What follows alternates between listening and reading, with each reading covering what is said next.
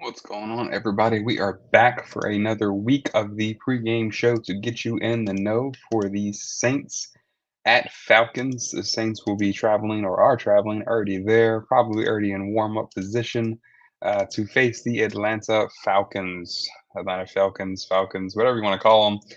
It's Falcons 8 week. It's been Falcons 8 week all week. Fortunately, we get this twice a year. I'd say three, but the Falcons don't make it to the playoffs. So you know how that is. So Saints and Falcons noon kickoff at Mercedes-Benz Stadium, Caesar Superdome, much better name. Nobody really likes Mercedes anyway. But yeah, so we'll kind of hop right into it. Got some inactives, man. These injuries just piled up. It certainly does not feel like a week 4 matchup with some of the injuries that we're seeing so far. So it was said that both the Alvin Kamara and Chris Olave are a go. They will play.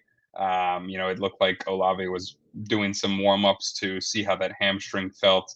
Obviously, you don't want him to re-injure that. It is early in the season. You don't want him to have that be a lingering issue. Obviously taking some precautions with that, but it does look like he is a go, so we're good to go there.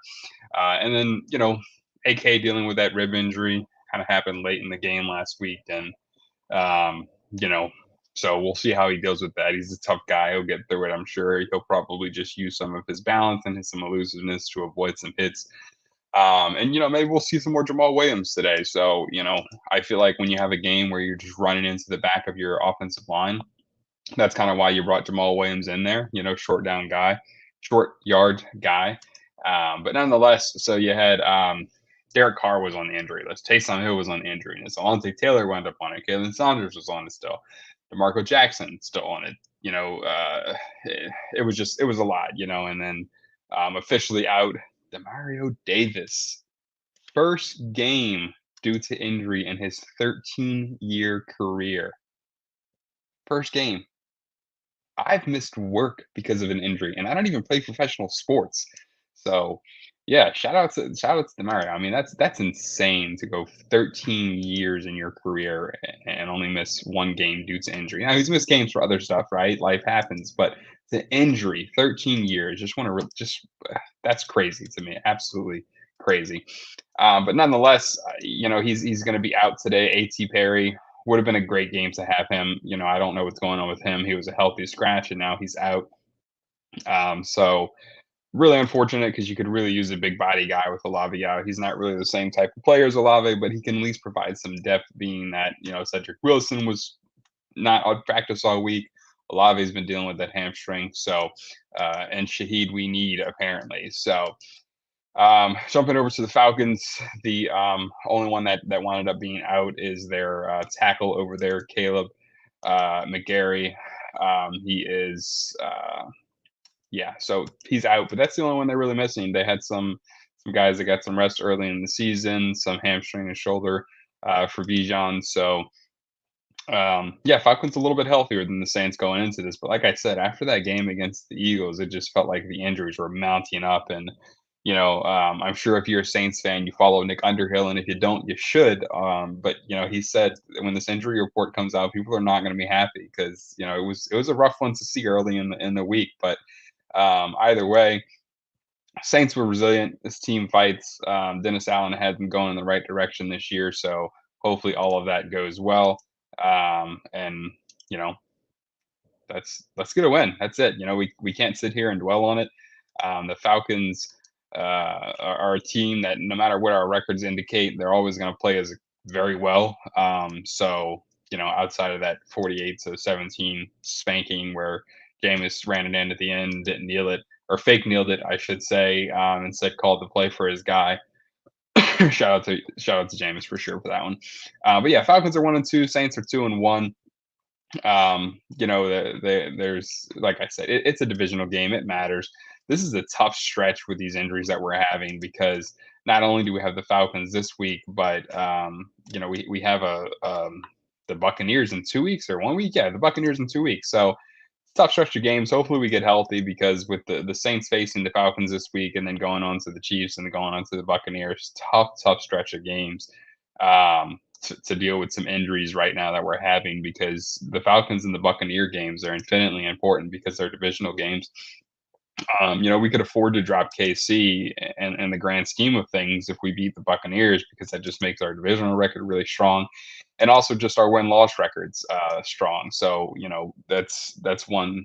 We just need the divisional games at the end of the day. Those are the most important. But like I said, it's tough to be dealing with injuries right now as you go into 3 weeks where you face two divisional opponents. But either way, big key to the game for me is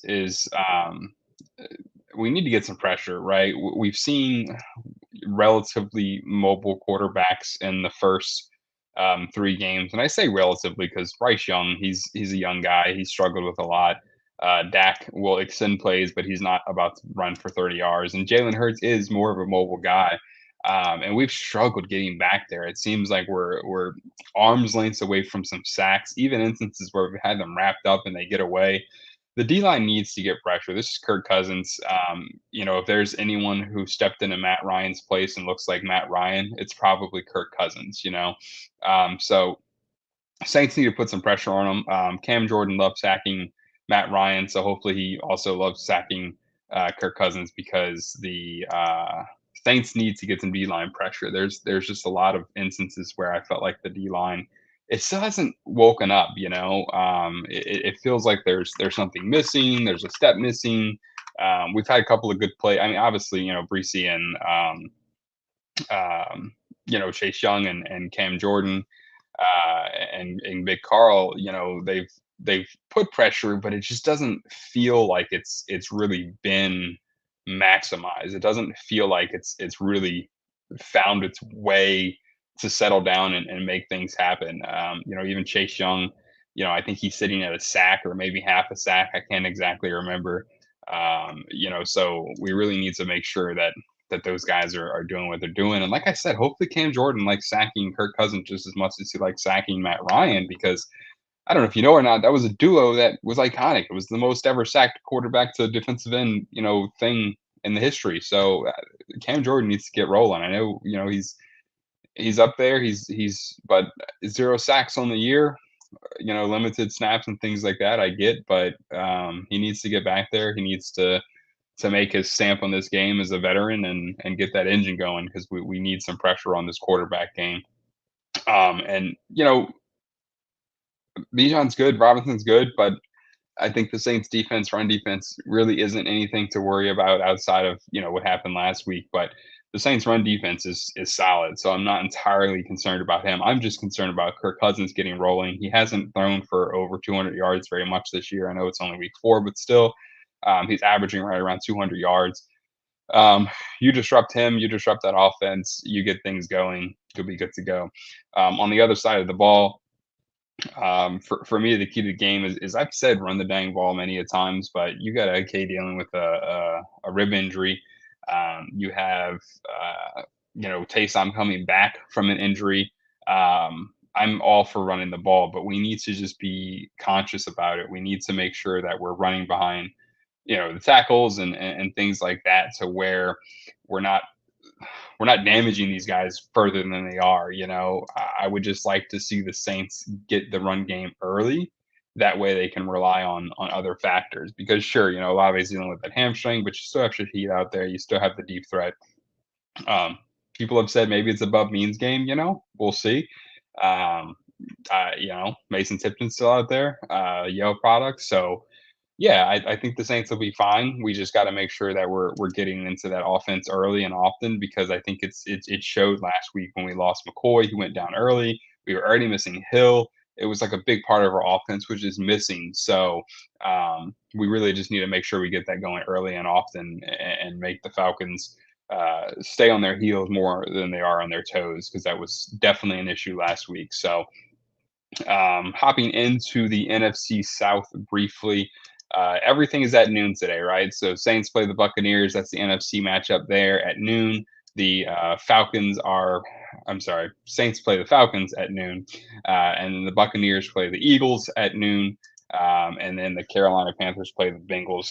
Bengals being 0-3 is a bit of a shocker, Jamar Chase holding out and everything like that, but neither here nor there. Hopefully the Bengals can help us out Joey B and Jamar Chase over there can do something to the Carolina Panthers and stop whatever that was last week, right? Carolina Panthers going from looking like the worst team since the back-to-back win this season Browns or whatever that was back in the day, taking a beating from the Saints 47-10, 26-3 to the Chargers, and then beating up the Raiders a little bit, 36 points.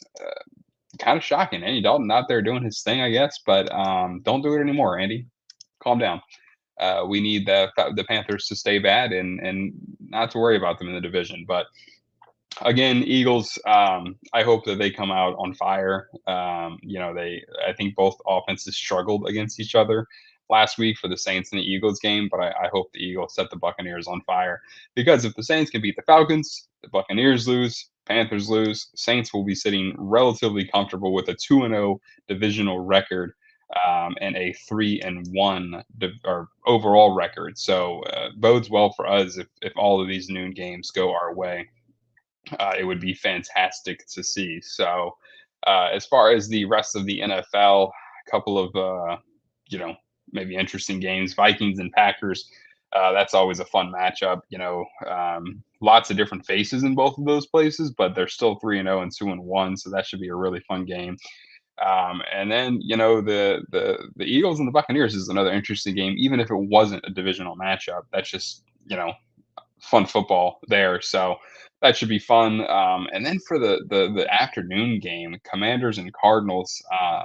I hope that's an absolute shootout for one team. I would love to see your boy Jaden Daniels just go off again for what was it, like a 98% completion rating and high company with Drew Brees there. So that was fantastic to see. And then the night game or evening game, whatever you want to call it, Bills and Ravens. Bills are 3-0, kind of quiet 3-0, but they are 3-0. And Ravens got their win last week. I kept saying last week about how the Ravens being favorites and everything like that, despite their record, was interesting. But they won. They didn't disappoint the critics, and wound up taking home that game against Dallas by 3 points and got a win, got in the win column. So shout out to the Ravens. Falcons or the Cowboys are falling apart as per usual, but they're doing it in September instead of December. So that's pretty cool to see. Everybody hates the Cowboys. It's the cool thing to do, I guess. But either way, Cowboys lost. So as far as anytime touchdown scores, you have to like Rashid Shaheed. With Olave dealing with that hamstring injury, I'm not foreseeing Olave going like full speed, full sprint down the field, which opens up Shaheed for some pretty good attention from the quarterback Derek Carr. So that's pretty fun. We're gonna pop up FanDuel here and see what the odds look like. They have to be, I don't know, I'd guess maybe around 200. Shaheed, he scored touchdowns 2 of the 3 games, but didn't. I don't think he had a catch last week. So touchdown scorers. Let's see, Shaheed. Yeah, plus 260. That's worth it. Absolutely worth it if you feel like taking something. Even Olave plus 220. I think they're banking on this being a run heavy game just because of AK's injury and things like that. But yeah, I know our guy Marcelo in the comments on the post, he mentioned with AK dealing with a rib injury, Taysom Hill at plus 260 is pretty good. Definitely good. You don't know how healthy he's coming back, but it is going to be interesting to see how he comes back. On the other side of the ball, Bijan's always a threat. Their run game is, not the greatest. Or I'm sorry, our run defense is really good against theirs, and Bijan's kind of all they have on that side of the ball. But I like it. I like Bijan as well for the other side of the ball. But one thing I also like is the Saints defense because again, if there's ever a guy to replace Matt Ryan that looks like Matt Ryan, it's Kirk Cousins, and we've always played Matt Ryan well. So yeah, I kind of like the defense. It is plus 750. Feels pretty crazy. Actually, not that good for defense odds. I'm gonna be honest with you. Don't love those odds, so maybe don't go with it. You get Foster Moreau for the same odds, and he's had a lot of touchdown opportunities, had a lot of opportunities in the red zone. So either one of those go both ways. But as far as what I'm taking, I think I'm going to take Rashid, and I'm going to take Bijan as a little both sides of the ball type thing.